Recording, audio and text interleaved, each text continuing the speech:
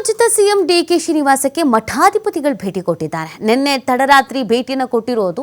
ಈ ಸಂದರ್ಭದಲ್ಲಿ ಡಿಕೆ ಶಿವಕುಮಾರ್ ಅವರಿಗೆ ಆಶೀರ್ವಾದ ಮಾಡಿದ್ದಾರೆ.